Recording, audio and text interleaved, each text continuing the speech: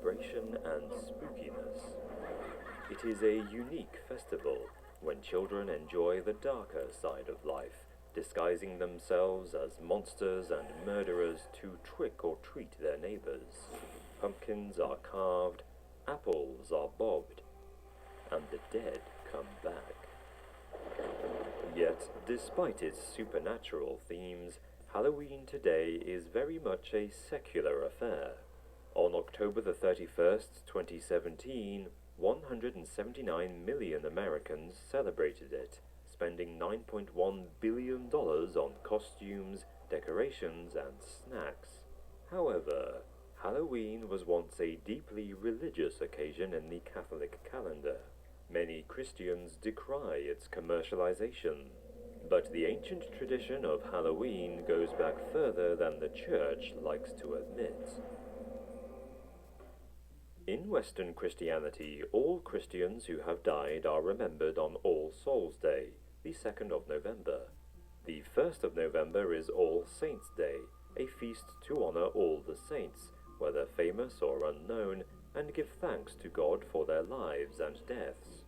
Also known as All Hallows' Day or Hallowmass, from the Old English word Halli, which means saint, celebrations begin on the night of the 31st of October, All Hallows' Eve, from which comes the name Halloween.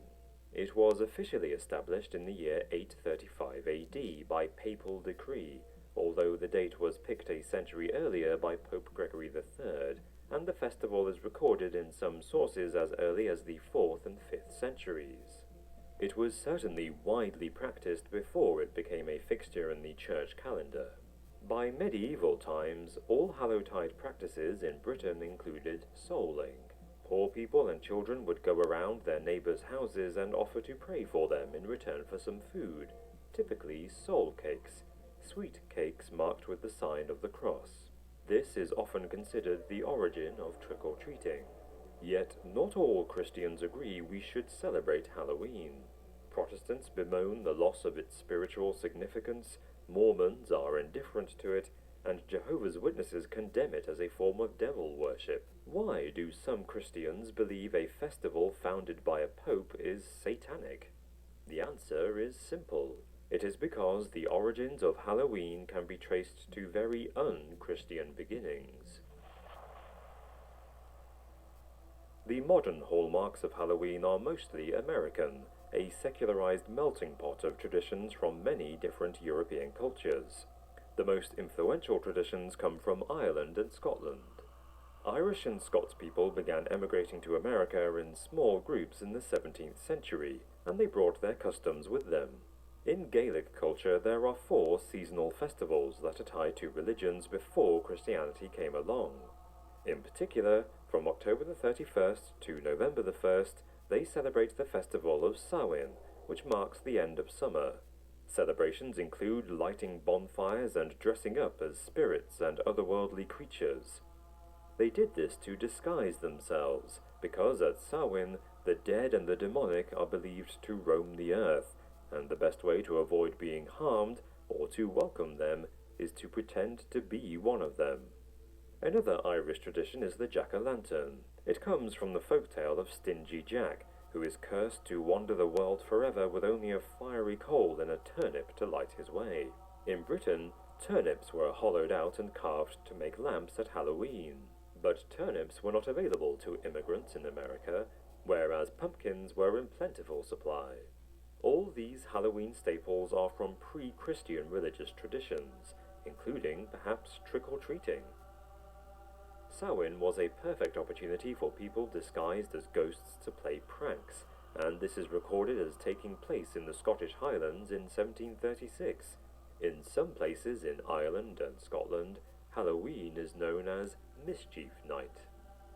These customs rose to prominence in America and subsequently the world after the mass migrations of Gaelic people in the first half of the 19th century. But Samhain's traditions are not unique to Gaelic culture. It seems to have been celebrated by Celtic-speaking peoples all over Europe. Wales and Brittany have their own versions of Samhain, and a Gaulish calendar from the 2nd century refers to the 3 nights of Simonios, almost certainly the same festival as Samhain. Therefore, the logical conclusion is that the Catholic Church adopted pagan practices into its own forms of worship. In the case of Halloween, the Christian Church positioned All Saints' Day to absorb and effectively undermine older traditions.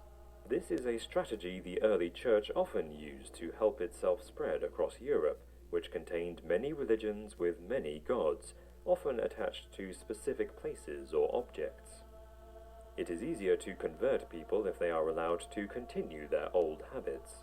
Churches were built nearby or over pre-Christian sites of worship.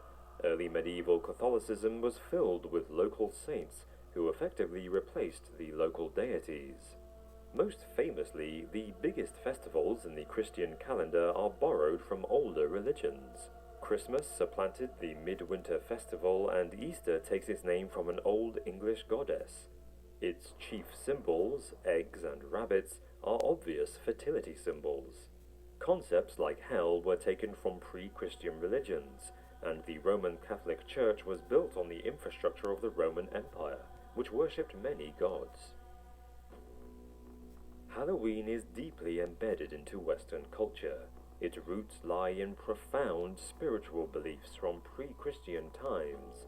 It was absorbed by the early Catholic Church to help the process of spreading the word.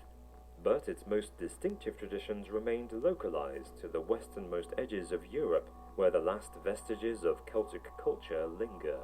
That is, until the last 2 centuries, when America embraced those traditions. It has since become more and more popular, and in the process it has lost its religious significance both in Christian and pagan terms. Traditions that once expressed sincere beliefs were appropriated by a newer religion with one god, which in turn was overtaken by commercialism. Just where Halloween goes next, and what it becomes, will be interesting to observe.